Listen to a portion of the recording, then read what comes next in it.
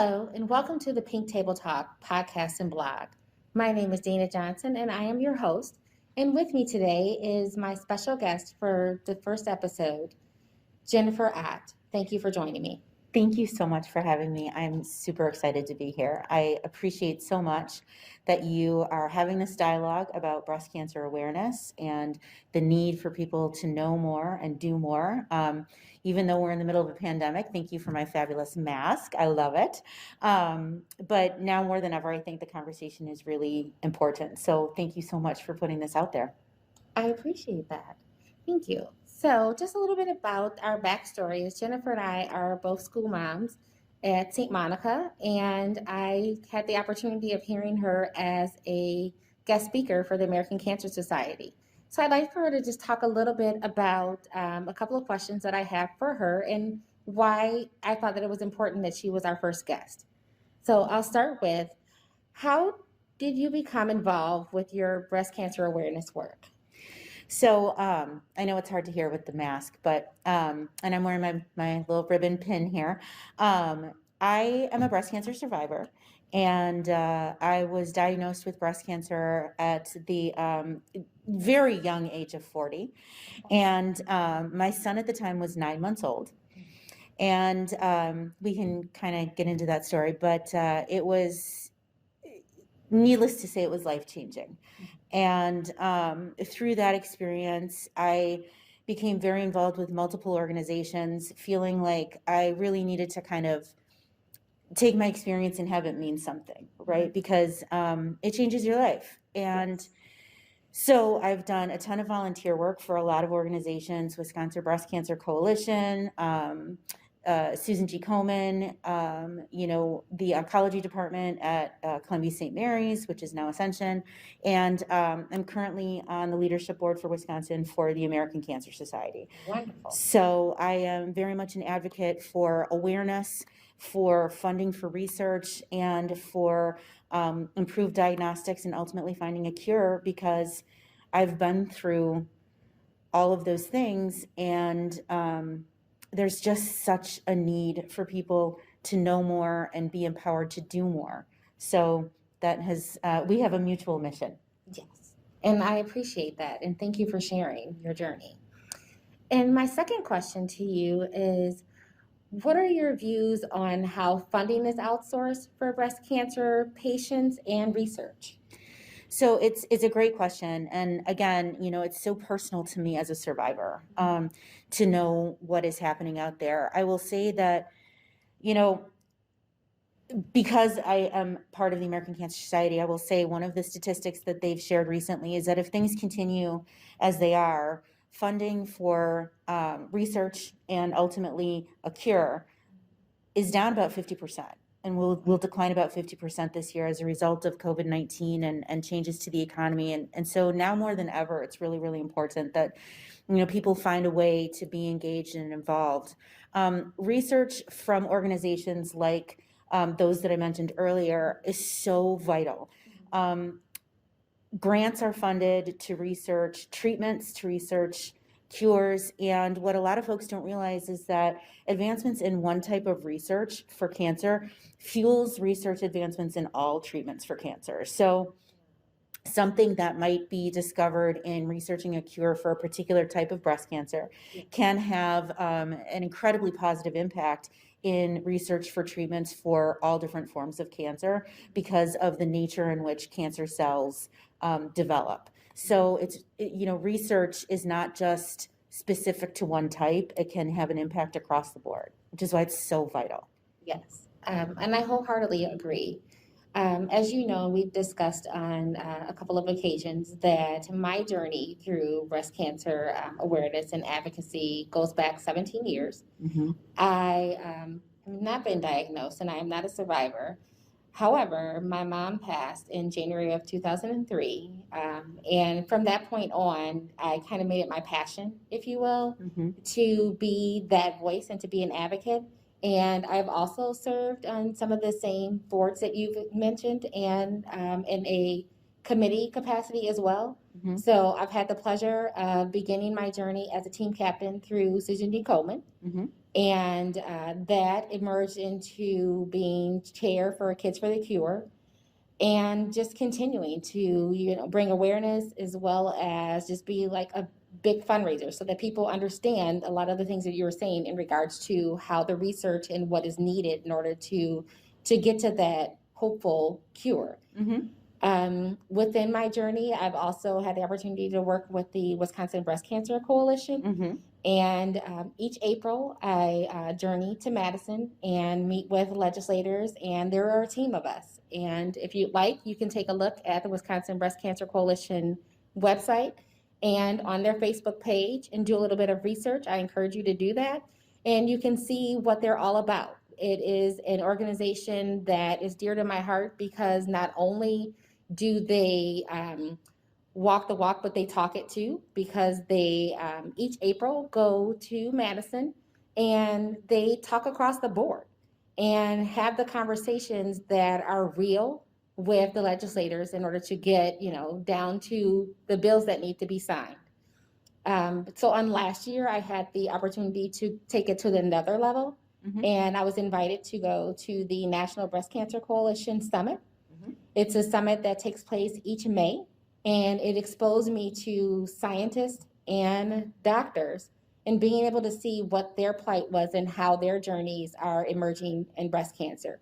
Most people signify breast cancer with April or with October because of the awareness month, and it's more than that. For me, it's an annual thing because there's so much that goes on that people need to talk about and needs to come to this table, and that's why this conversation emerged. One of the reasons why I think that it's so important that funding be part of the conversation is that while we're seeing donations and funds diverted to other things right now as a result of the pandemic, it's so vitally important because cancer hasn't gone anywhere. And I will say that I am a direct benefiter. Ooh, that's not a good word. I have directly benefited from research that has found treatments and has been funded by the organizations we've talked about. The American Cancer Society funded research that identified the drug tamoxifen, which I still take to this day to help prevent a recurrence of my cancer. And it actually helped to shrink my tumor while I was waiting for treatment. And so it's incredibly important that, we keep this top of mind. And the conversation about breast cancer is more than just research into a cure as well. What we're finding is that there are so many people who have delayed diagnostics as a result of the pandemic, not wanting to go and seek medical care or not wanting to go get that lump checked out or that funny feeling because of not wanting to go to a hospital or a healthcare practitioner. Don't delay, don't wait, because what we will see is immediately what we've seen is a decline in breast cancer diagnoses. And it's not because breast cancer is going away, it's because people are not getting the diagnostics. And what we will see then is more severe cases, more advanced cases of breast cancer. And we simply cannot have that. They're more difficult to treat, the mortality rate goes down, and it's a risk we cannot afford to take. So not only do I encourage people to find the extra dollars to contribute towards these organizations who fund research, but don't delay in diagnostics, because these organizations also will help you find a ride to treatment. They will help provide an adjunct to pay for your care. They will provide resources for you to be diagnosed. You cannot wait. It is so vitally important. Exactly. And just a sidebar note, as I was speaking about the conversations that take place each April in Madison, I have noticed over the last 5 years, we are continuously talking about the Metastic bill, and it is still sitting in the House waiting to be signed. And for me personally, as well as the policy committee that I sit on, it's one of those, like, it's a no-brainer.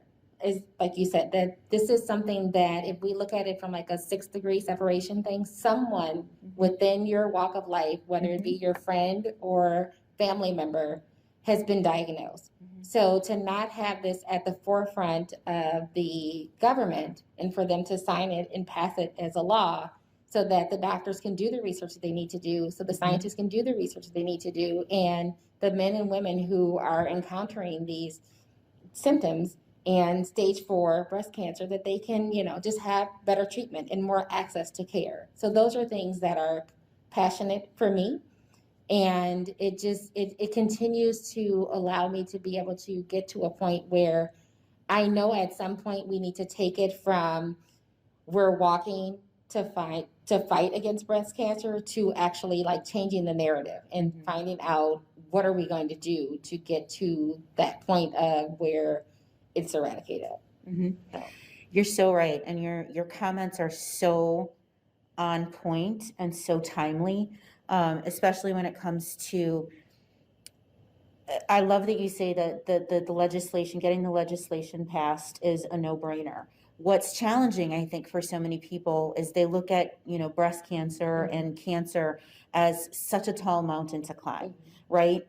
It's been around for so long. We haven't found a cure that it seems like an impossible accomplishment, and it's not. And advancements are being made in research every single day. Yes. Mortality rates in breast cancer are going down.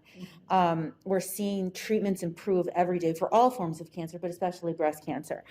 And we're seeing what would have been, considered a death sentence even 10 years ago, stage 4 metastatic breast cancer, is now being treated as a chronic illness, like late stage diabetes or heart disease. These are things that women can live with if they're given the right treatment.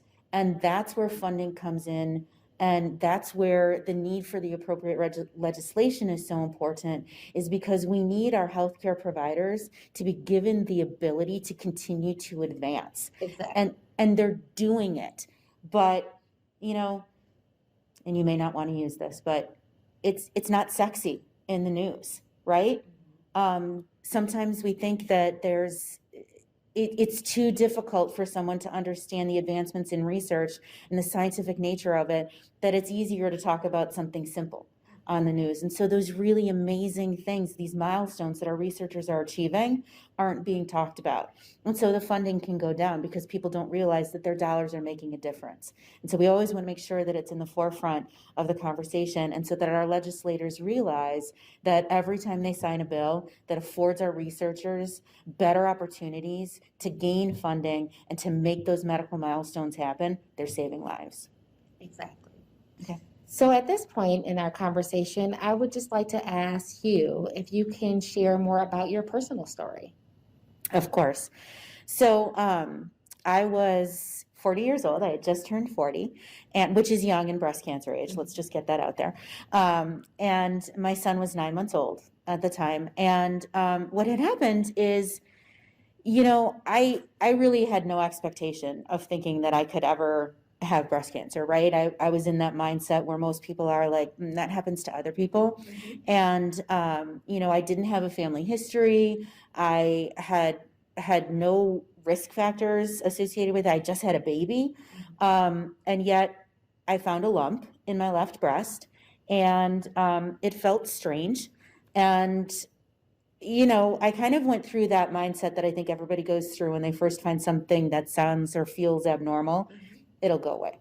It's nothing. And it didn't go away. And so I went to my doctor and I said, this feels kind of weird. And again, you know what it's like. I had a baby. Weird things happen to your bodies, ladies, when you have a baby. Good things, but weird things. And so, the doctor said, I'm sure it just has something, it's just related to your breastfeeding, but let's get it checked out. Series of tests later, diagnostics that were very important for me to have, reluctantly, but I did. And turns out I had breast cancer. And, the oddity is they did a lot of blood work because of my age and because of the lack of risk factors. And I had about, it seems, a 1% chance of getting breast cancer. Those were my odds. And I still got it. And so I think it's really important for people to understand that no one is immune. Breast cancer does not discriminate. And if you feel that weirdness, if you feel something off, advocate for yourself and go and get it checked out. And so, I did that, and my husband and I had to go through so much together to kind of deal with that, especially having such a young one at home. And my husband Chris, he's amazing, and I think it's so important to have such a good support network. Exactly. And our caregivers, as as a family member who's lost somebody so blessed and important to you, that sometimes I think it wasn't supposed to be me, right? Because the statistics told me it wouldn't be me. But at the same time, I said, I'm glad that it was me, because watching someone I love go through it is so difficult. I can't imagine it. But so I was glad that I was going through it instead of somebody that I love. But we did a lot of crying. We did a lot of talking. We did a couple things might have been thrown, a little bit of anger there, like why? But really, I think we just focused on what needed to be done. And the unusual piece is, because of where I was in nursing Ethan, I had to wait about 6 weeks to be fully diagnosed. They didn't know how advanced my cancer was, which 6 weeks felt like 6 years. And so during that time, I was blessed, as I mentioned earlier, to be taking a medication called tamoxifen that was found by funding, research that helped to shrink the size of my tumor while I was waiting for my full diagnoses. And I finally was diagnosed as stage 2. I had a 4.5 centimeter lump in my left breast. Thankfully, it had not spread to my right breast. It had spread out of my duct, so it was invasive. Fast forward through 12 weeks of chemotherapy, 7.5 weeks of radiation, surgeries, and so on. And being a new mother. And being a new mom. The recovery was a long road, but I guess if I were to talk to any person who's just been diagnosed or an early survivor, is you can do this. It's not easy, but you can do this. And to look at my life before and after, there is a richness and a beauty to my life experience, having gone through that, not because the experience itself was wonderful, because it was not, but the gift of being able to do this. Yes. And the gift of being able to share this story with other people and to embrace life in a new way is an inexplicable blessing. Well, thank you for sharing, and I'm honored and humbled by the fact that you accepted the invitation to be our first guest at the Pink Table Talk. You can't see me, I'm smiling behind my mask, but you can have me anytime. I appreciate it.